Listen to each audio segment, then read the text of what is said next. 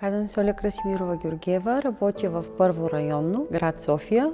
Реших да стана полицай още от както завърших средното си образование. Длъжността, която заемам, е младши полицейски инспектор или хората го знаят като квартален.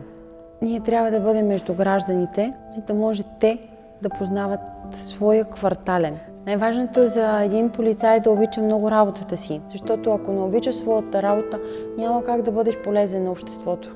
Най-големите проблеми, с които аз се сблъсквам, постоянните реформи в МВР. Сменяме постоянно закон. На всеки 4 години ние започваме да сменяме закона за Министерството на вътрешните работи. Аз имам детенце на 5 годинки и половина. Тя много се гордее с това, че нейната майка е полицай. Майка ми също се гордее. Какво аз бих желала да се промени в системата на МВР? Да не е толкова тромава. Да не викаш човека 1000 пъти за едно и също нещо.